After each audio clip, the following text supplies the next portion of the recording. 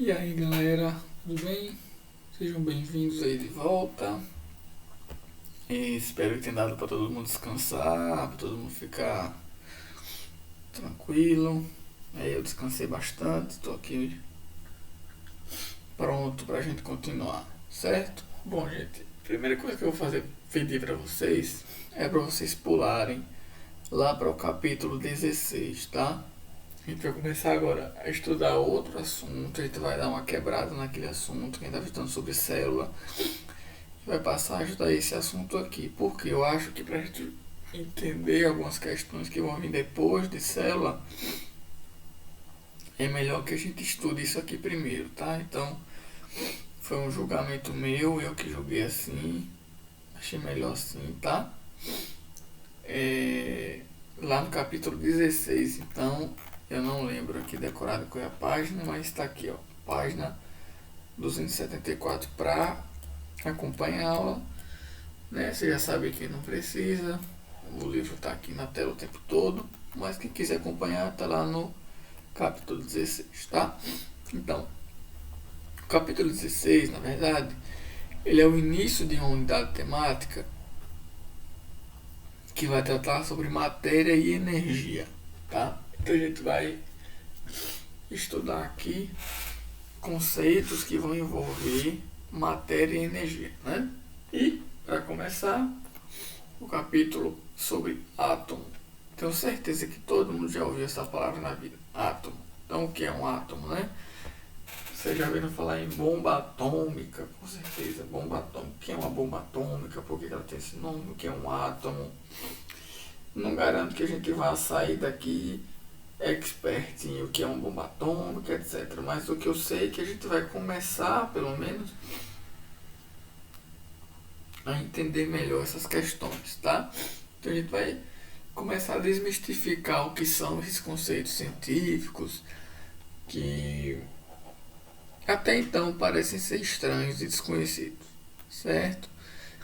Então, primeiro, para a gente começar a falar sobre átomo, a gente vai ter que falar um pouco sobre matéria, certo? E aí é um conceito que é um pouco abrangente demais, ok? O que é um conceito abrangente? O conceito abrangente é um conceito que pode significar várias coisas, ele não tem um significado só, ele tem vários significados. Isso, ao mesmo tempo, dificulta e facilita a nossa vida, tá?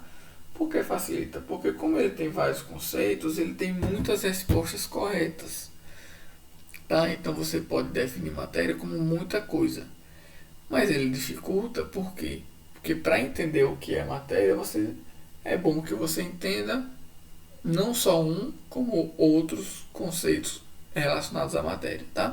Mas, lógico que aqui a gente não vai precisar aprender tudo de vez, nada disso. Vamos devagar e sempre, né? Então, gente, ó, a definição básica do que é matéria é o seguinte, ó, matéria é tudo aquilo que tem massa e ocupa lugar no espaço, certo? Ou seja, tudo que você parei para dar uma olhada à sua volta agora. Dê uma olhada aí, se olhe para você mesmo, para as coisas que estão perto de você.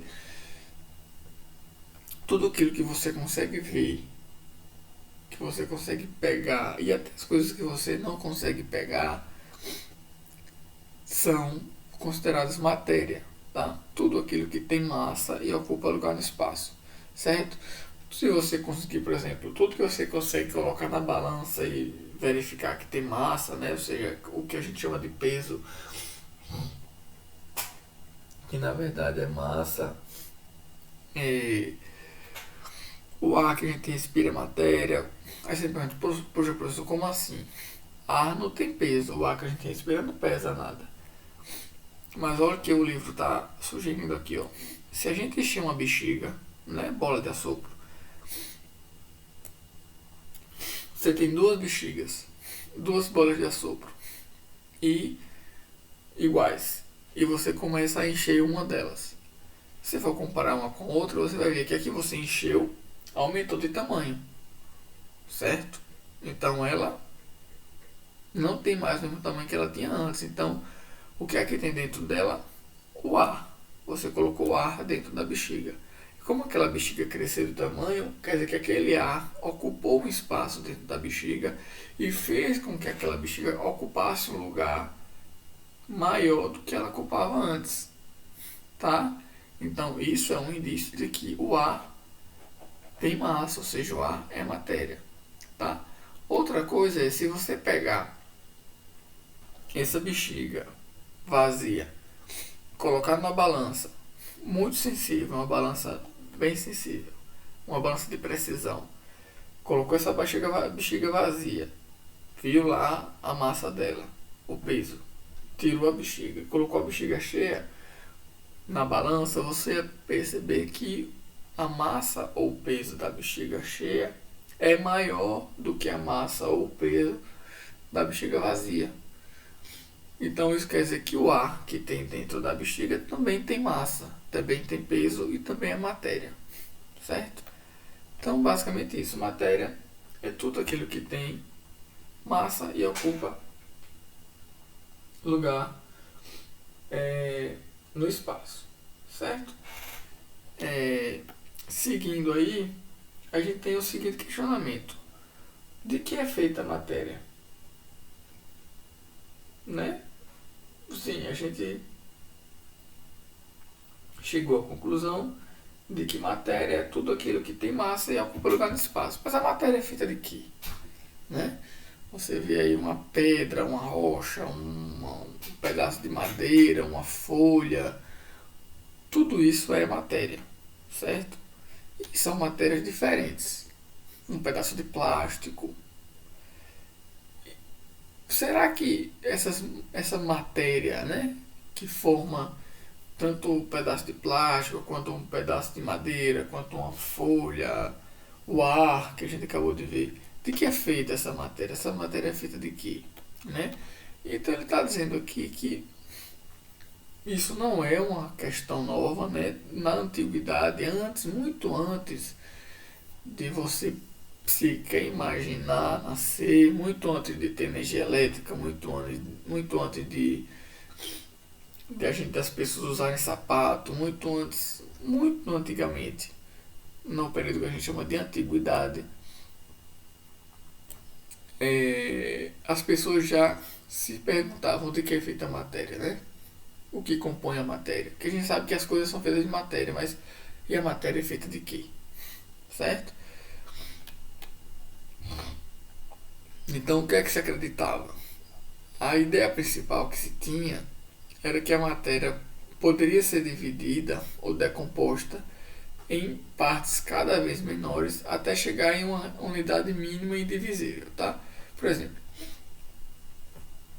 imagine que você está com um pedaço de papel, uma folha de papel grande, certo? Uma folha de ofício, uma folha de papel normal, uma folha de caderno.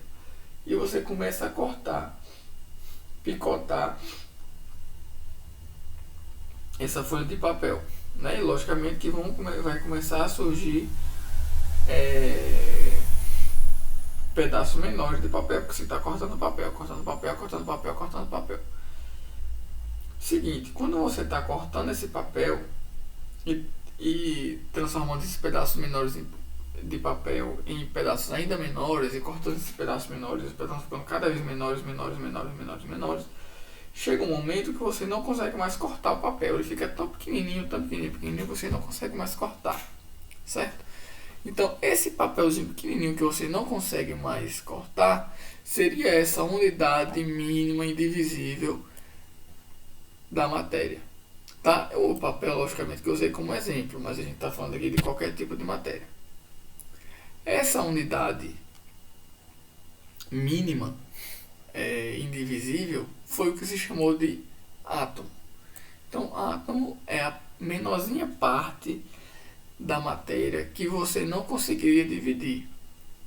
Você vai diminuindo até você não conseguir mais diminuir, aí você chegou no átomo.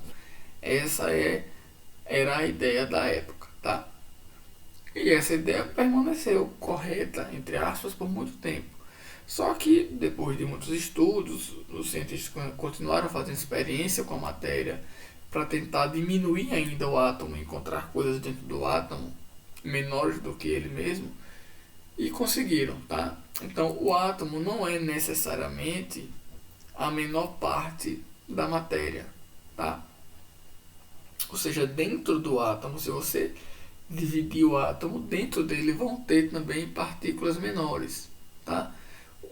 E a essas partículas a gente dá o nome de partículas fundamentais da matéria ou partículas elementares da matéria, certo? Isso aqui vocês vão estudar lá no ensino médio, as partículas elementares, tá?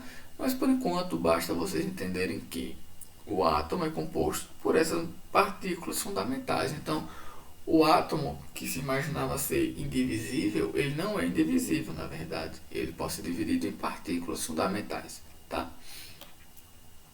Então, essas partículas, obviamente, que elas são minúsculas, muito pequenas, indetectáveis a olho nu, né? Mesmo por microscópio você não consegue enxergar, a gente pode detectar essas partículas de algumas formas, mas enxergar mesmo com o olho, mesmo por microscópio, não tem como, tá?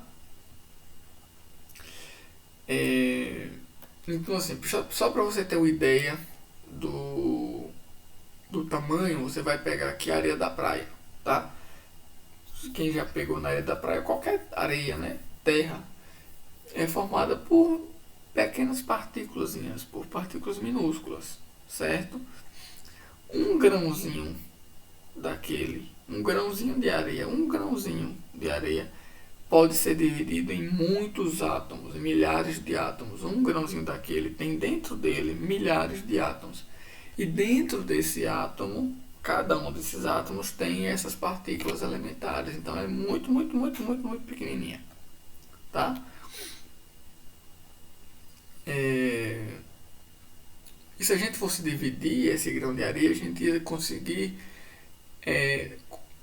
enxergar, entre aspas, eu conseguir identificar a composição desse grão de areia, né?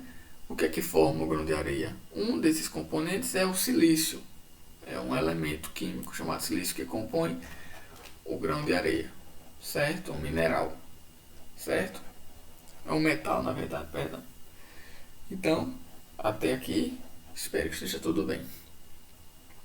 Então, assim, como você tem diferentes tipos de matéria formado por uma coisa que é o átomo, até, ou seja, uma garrafa PET é formada por átomos, a madeira aí da mesa da sua casa é formada por átomos. Se sua casa for feita de mármore, também é formado por átomos. Enfim. Mas logo você pensa, poxa, o plástico é diferente da madeira, que é diferente do mármore, que é diferente do vidro. Então, se eles são diferentes e eles são compostos por átomos, eles devem ser compostos por átomos diferentes, certo? Então, exatamente isso. A natureza ela tem diversos tipos de átomos. Esses átomos correspondem ao que nós chamamos de elementos químicos, tá? Então, um elemento químico vai ser um conjunto de átomos que apresenta a mesma quantidade de partículas positivas em seu núcleo. Ixi, rapaz, como assim? Vamos lá. Eu tenho aqui, então deixa eu pegar aqui o lápis, deixa eu ver se eu lembro, gente, aqui, porque minha memória é um pouco ruim, né? Vocês sabem disso. Aqui, o lápis, pronto. Deixa eu voltar aqui para onde eu estava. Aqui não pega lápis. Deixa eu fazer o seguinte, então. Opa, quer comentar? Lápis, aprendi. Pronto, ó. Você tem aqui. Pronto. Vamos fingir que cada pinguinho desse aqui é um átomo, tá? E você tem aqui a cor. Eu quero mudar a cor do lápis e não sei como mudar a cor do lápis. Vamos aqui. Aqui, gente, achei. A cor vermelha. Pronto, vamos aqui, vermelho. E aqui eu tenho, ó, outros átomos, tá? Átomos. E vou botar mais um tipo ainda para o exemplo ficar ainda melhor. Ó, átomos átomos. Claro que isso aqui é só uma representação, né, gente? Eu não estou dizendo que o átomo é redondo, não estou. Só para vocês entenderem. Beleza? Aí eu disse para vocês que o átomo existem vários tipos de átomo, né? Então vamos imaginar que você tem a madeira, o plástico e o vidro, vamos supor, tá? Então, ó, eu tenho aqui esse átomozinho azul, esse azul, esse azul, esse azul, esse azul, esse azul, esse azul, esse azul. Eu posso dizer que por eles serem iguais, eles terem essa característica igual, eles são átomos do mesmo elemento químico, que eu vou chamar aqui de elemento X. Pronto, eu já vou pegar meu lápis de novo, aqui na cor azul, e botar aqui, ó. Opa, não era para ser assim também, né? E dizer que ele é o meu... Aqui é a espessura do... Tô aprendendo, gente. Então aqui, ó, o meu elemento X, eu tenho um elemento químico X e aqui eu tenho vários átomos desse meu elemento químico X. Eu tenho também alguns elementos, alguns átomos vermelhos. Então todos esses átomos vermelhos, por eles serem iguais, vermelhos, eles são átomos de um mesmo elemento químico que eu vou chamar de Y. Então meu elemento químico vermelho vai ser um Y. Meu Y parece um 4 misturado com um 9, mas é só um Y mesmo, tá? E aqui eu tenho um átomo, vários átomos na verdade, de um mesmo elemento amarelo que eu vou chamar aqui de Z, certo? Então eu tenho um elemento X, um elemento Y e um elemento Z e vários átomos de cada um desses elementos, certo? A característica que a gente utilizou para diferenciar um do outro foi a cor, mas na química, que é a ciência que vai estudar os átomos, a gente vai usar outra característica para identificar cada um desses átomos, que é o que?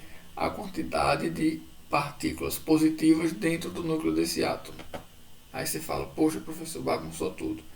Mas eu vou tentar descomplicar. Vamos aqui imaginar agora, ó, que eu peguei esse átomozinho aqui. Esse átomozinho aqui, ó. Fazer uma seta. E aqui, imagine que eu ampliei esse átomo, certo? Eu ampliei ele aqui, ó. Ele vai ser um... Deixa eu só ver se tem uma forma. Pronto, aqui.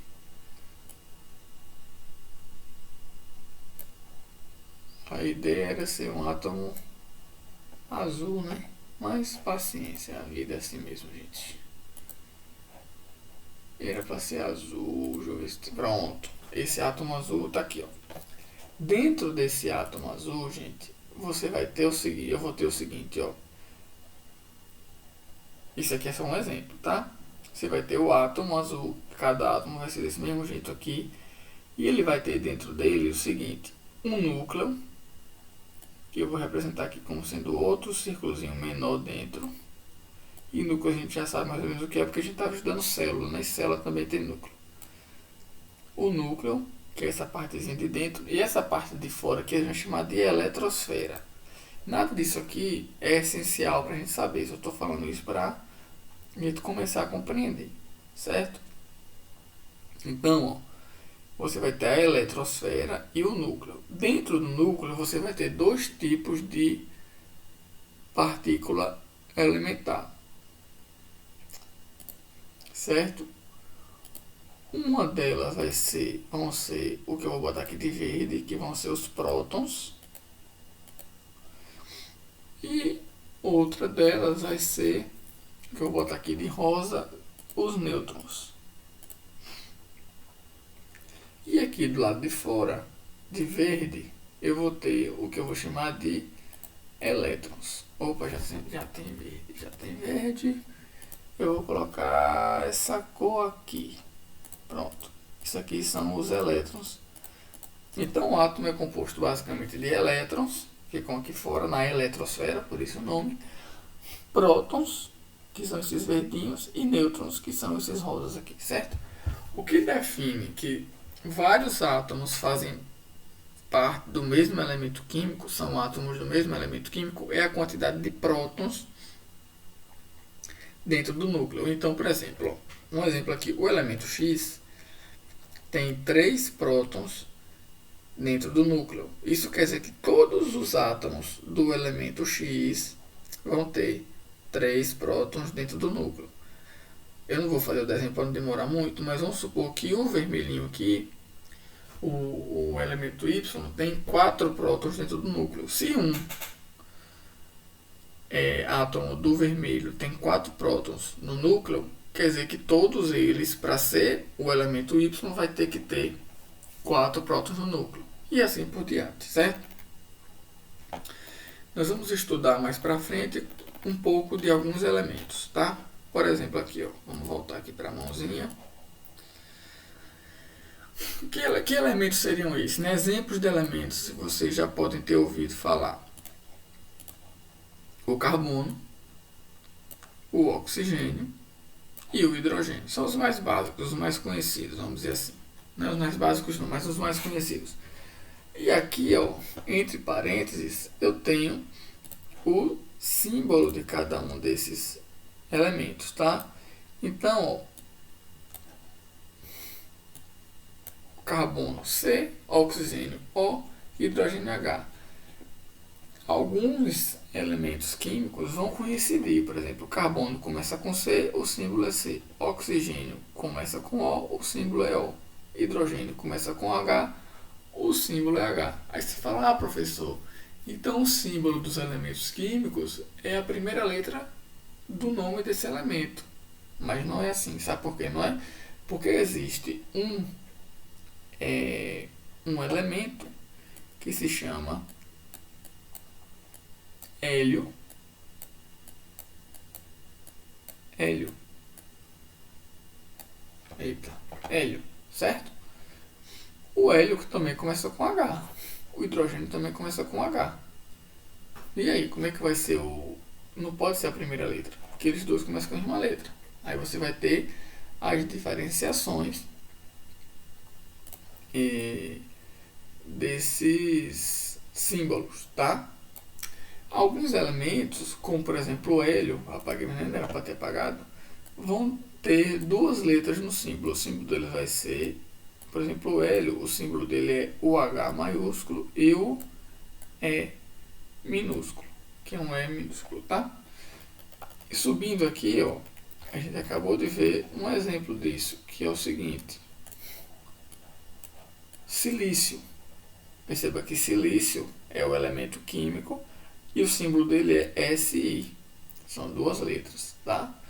Então, algumas vezes vai coincidir em ser a mesma letra, outras vezes não, tá? Mas isso não é tão importante assim, só pra gente saber. Então, já falamos, cada elemento possui um símbolo. Esse símbolo vai ser formado por uma ou duas letras. Quando for formado por duas letras, a primeira vai ser maiúscula e a segunda vai ser minúscula, certo? E a letra, quando vier o nome do elemento, o símbolo vai vir em parênteses depois, certo?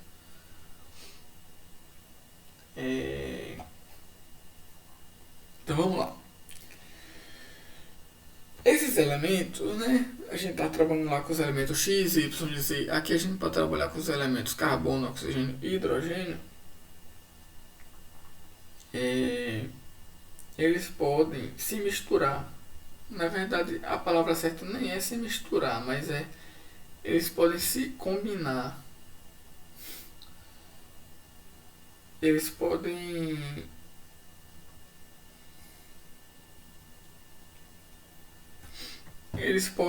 combinar-se uns com os outros, tá? Por exemplo, o hidrogênio pode se combinar com o carbono, pode combinar com o oxigênio. Claro que vão ter algumas regras, você não pode sair misturando todos os elementos assim, mas eles podem se combinar, certo?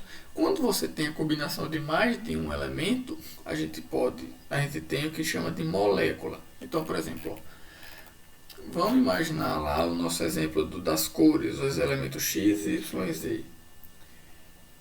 eu tenho aqui elemento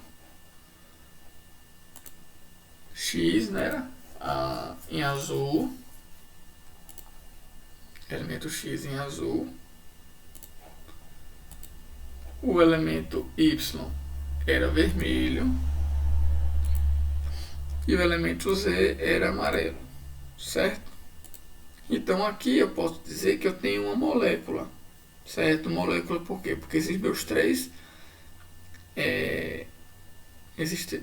átomos, esses meus três elementos estão unidos para formar uma molécula.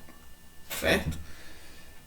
Então, um exemplo de molécula, gente, é o H2O, ou seja, a molécula da nossa boa e velha água. Tá? Por que a molécula da água é o H2O? Porque a água é formada por hidrogênio e oxigênio. E esse 2 aqui, o que significa esse 2? Esse 2 significa que você tem dois átomos de hidrogênio combinados a um átomo de oxigênio. Visualmente, como ficaria isso? Ó. Opa, o amarelo fica ruim para enxergar. Eu vou mudar só a cor aqui pra gente. Pronto. Você tem aqui, ó, hidrogênio, um átomo de hidrogênio, outro átomo de hidrogênio e um negócio mais bonito, ó, e outro átomo e um átomo de oxigênio, parecendo um rostinho, um oxigênio, tá? Então esse átomo de hidrogênio está ligado a esse de oxigênio, esse de hidrogênio está ligado a esse de oxigênio e esse de hidrogênio está ligado um com o outro, tá? Então H2, porque são dois, e O é só um, H2O, água, beleza? Isso aqui é uma molécula de água, tá? Quando você combina mais de uma molécula, aí você tem o que a gente chama de substância química ou simplesmente substância, certo? Substância química ou substância, tá? Ou seja, num copo de água, no líquido, né, incolor, que não tem cor, que não tem cheiro, não tem sabor, etc. A água é formada, na verdade, por várias moléculas de H2O, que são formadas por átomos de hidrogênio e oxigênio. Certo? Então, combinação de átomos é molécula, combinação de moléculas, substância química. Certo? E a gente vai começar agora a classificar as substâncias químicas em simples ou compostas. Uma substância química pode ser simples ou ela pode ser composta. Quando é que ela é simples?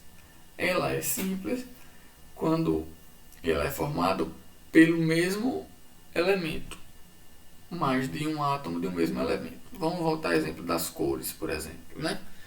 Vamos supor que eu tenho aqui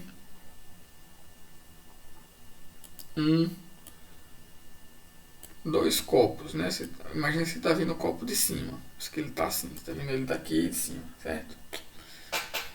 Quando o cara não sabe desenhar, tem que, né, usar essas estratégias. Então, gente, vamos supor aqui, ó, que eu tenho lá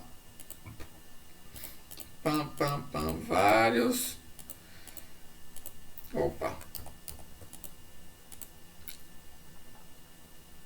Vários átomos, certo? E aqui eu tenho outros átomos.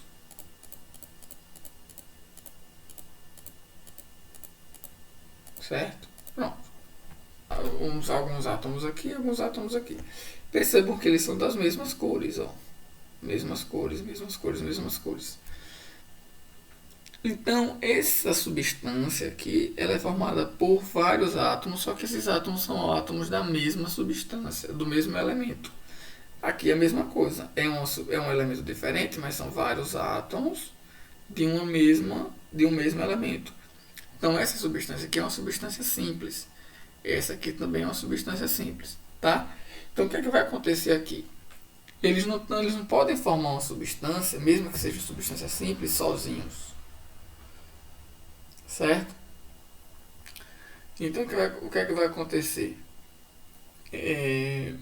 Cada um desses átomos vai se ligando com o outro. Então vai acontecer o seguinte, ó. Vou botar uma linha bem fininha aqui, azul, opa, preta. Então esse átomo vai se ligar com esse átomo vai se ligar com esse átomo vai se ligar com esse vai se ligar com esse vai se ligar com esse vai se ligar com esse e esse vai se ligar com esse. Então, ó, lembra que o H2O são dois átomos de hidrogênio mais um átomo de oxigênio? Então, dois átomos de hidrogênio sozinhos, eles ligados um ao outro, formam o H2. Então aqui, se fosse, por exemplo, um átomo, ou se fossem átomos de hidrogênio, você teria H2, H2, H2, H2, H2, H2, H2. Então você teria aqui uma substância de hidrogênio, H2, porque são hidrogênios ligados uns aos outros. Não é o hidrogênio átomo, é o hidrogênio molécula, né? Porque você tem uma molécula de hidrogênio aqui. Deixa eu diminuir ainda mais essa linha. Aqui, ó, você tem uma molécula de hidrogênio. Aqui você tem outra molécula de hidrogênio. Aqui você tem outra molécula de hidrogênio. Então, ó, cada bolinha dessa vermelha é um átomo de hidrogênio, mas cada ligação dessa aqui é uma molécula de hidrogênio, que a gente vai chamar de H2, ou hidrogênio molecular. E aqui o mesmo exemplo para o oxigênio, certo? Oxigênio, O2, então, essa se liga com essa se liga com essa com essa, e assim sucessivamente, né? Então, cada bolinha dessa é um átomo de oxigênio, e cada ligação dessa aqui, cada duplinha dessa aqui, vai ser uma molécula de oxigênio, ou que a gente vai chamar de oxigênio molecular, certo? Então vão ser substâncias simples. Aí você tem outros exemplos: o hidrogênio, o oxigênio, flúor, iodo, ferro, ouro. Então você pergunta, professor, o símbolo do ouro é a U? Como se ouro começa com O? E aí? Como é que pode?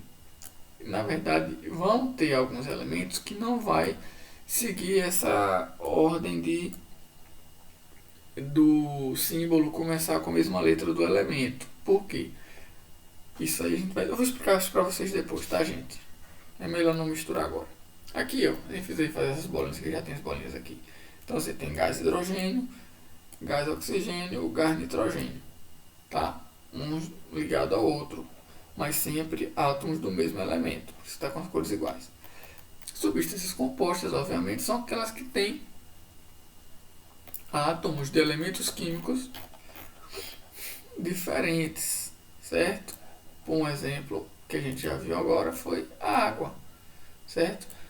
A água, ela tem um hidrogênio aqui e o oxigênio aqui. Então ela tem átomos diferentes formando essa molécula da substância. Então ela é uma substância composta. Outros exemplos aqui, a amônia, NH3. Então você tem 3 átomos de hidrogênio, o H3, e um átomo de nitrogênio, o N. Então NH3.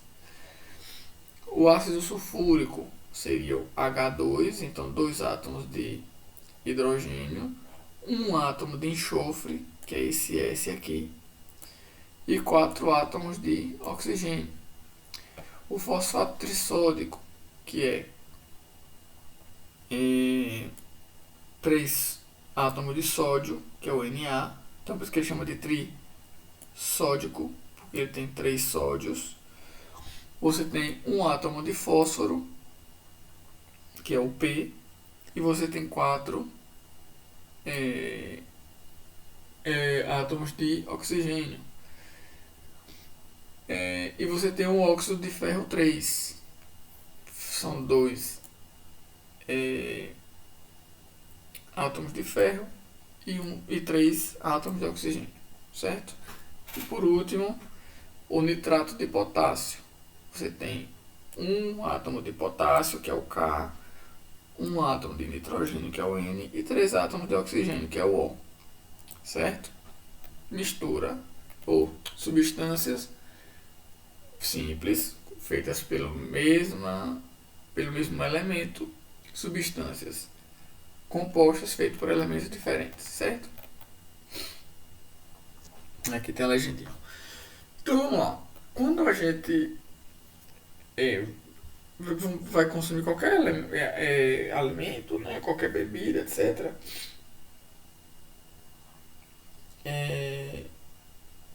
você vai ver uma tabela nutricional, né? Que é a tabela que diz de que é composto aquele alimento.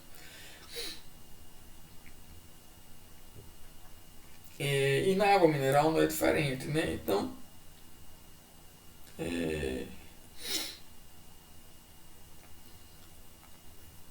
você olhando a água, por ela ser transparente, você pode pensar que ela é uma substância simples, que ela não tem nada, né? Você olha para a água e só vê um negócio transparente, não vê nada misturado nela. Você pensa, poxa, mas será que tem alguma coisa dentro da água? E eu vou dizer para você que tem, certo? Por quê? Apesar de não ter cor, você tem na água alguns sais minerais, por isso que a gente chama ela de água mineral, né? Você pode ter cálcio, potássio, magnésio e outros, tá? E mesmo assim você não consegue observar a presença desse cálcio, né, desse potássio, desse magnésio dentro da água, certo? Nem vendo, nem pela visão, nem pelo sabor, nem pelo cheiro, nada, certo? Então, por que a gente chama água de uma mistura? Porque a mistura é um sistema, né, que é formado pela interação de moléculas de duas ou mais substâncias. Então a gente viu até agora o que era uma substância. Isso aqui é uma substância, isso aqui é outra substância. Se eu pego essa substância e misturo com essa substância aqui, eu tenho uma mistura, certo? Você vai ter alguns graus de interação dessas substâncias, tá? Algumas substâncias vão interagir em um grau maior, ou seja, vão se misturar mais, como exemplo da água com essas substâncias aqui, e outras vão interagir bem menos, ou zero, como é o caso do óleo e da água. Se você misturar óleo na água, você vai ver que não dá que eles não se misturam. Se dá para perceber o óleo e a água, diferenciar o óleo e a água, né? Então isso vai diferenciar uma mistura homogênea, que é justamente quando você não percebe a presença de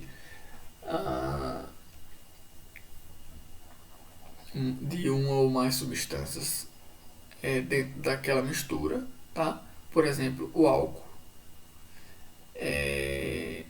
O álcool hidratado, que a gente chama que é álcool hidratado, quando você pega o álcool e bota água dentro. Isso é um álcool hidratado, tá?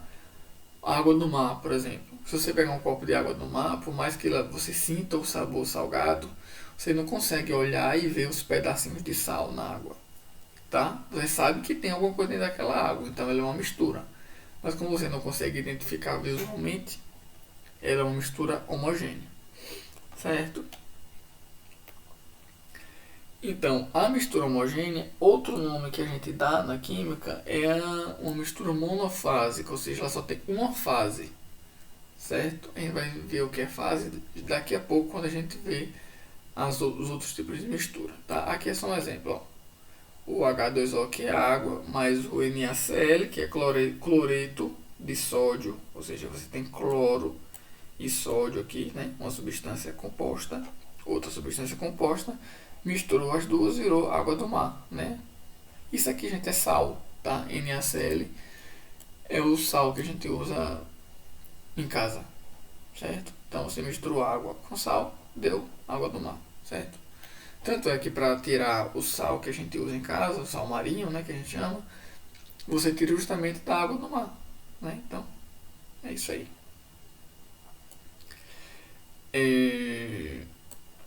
Essas misturas homogêneas a gente vai chamar também de solução, certo? De que se trata uma solução? Vou dar um exemplo rápido de solução. Água com sal. Você pega um copo d'água, coloca um pouquinho de sal e mistura, certo? Não dá para você olhar, depois que você dissolveu bem, né, obviamente, que aquilo ali tem sal dentro daquela água, certo? Porque ela dissolveu e o sal simplesmente desapareceu visualmente. Então ela é uma solução. A solução, os componentes da solução, né, são classificados em soluto e solvente, tá? Ou seja, o soluto é aquele que aparece em menor quantidade e o solvente que aparece em maior quantidade. Nesse exemplo que eu dei da água e do sal, você tem a água, né, que é o solvente, porque ela estava em maior quantidade, e o sal é o soluto, porque estava em menor quantidade. Vamos agora para cá. Isso aqui é uma pergunta. Pronto, interessante. O ar da atmosfera, né, que é essa camada gasosa que envolve a Terra, que a gente respira, etc. O ar que a gente respira é uma mistura de muitos tipos de gases e vapores diferentes. Né? Vários tipos de é uma mistura, vários tipos de gases interagindo uns com os outros na atmosfera.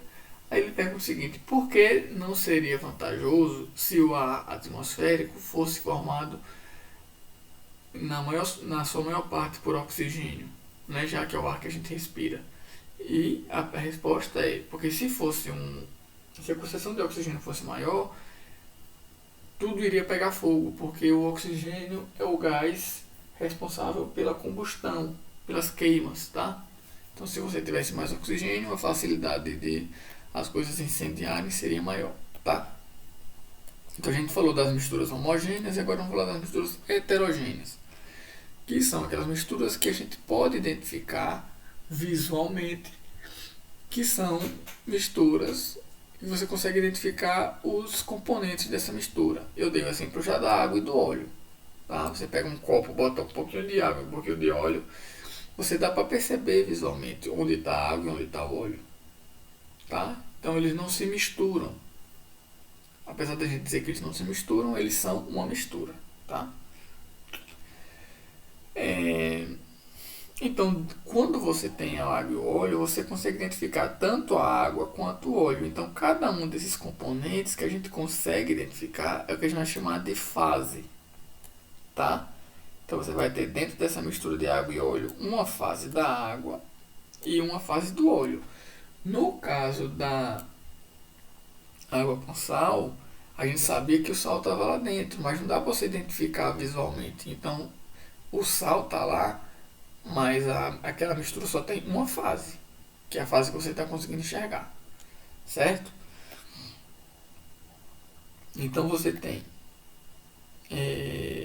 misturas heterogêneas, podem ser classificadas em bifásicas, quando tem duas fases, trifásicas, quando tem três fases, ou seja, quando você consegue identificar três substâncias nessa mistura, ela é trifásica.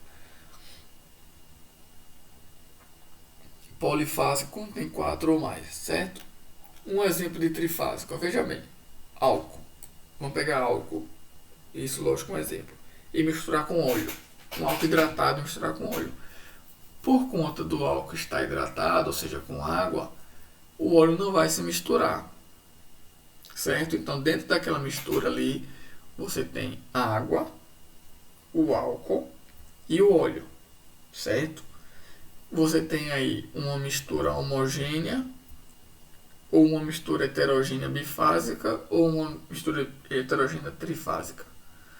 Pense aí um pouquinho. Pensou? Rapidinho.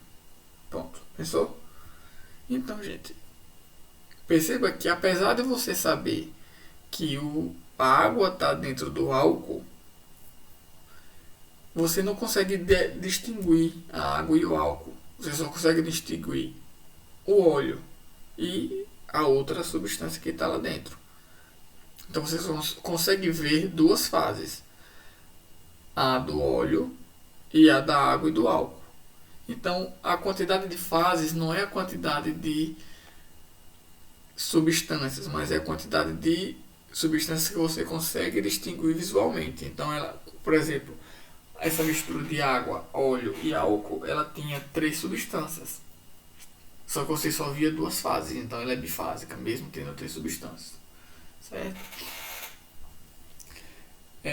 Outro tipo é o granito, por exemplo, é o granito, né? Que é aquela pedra de mármore, tipo mármore que você escuro, né? Que você cobre mesa, etc.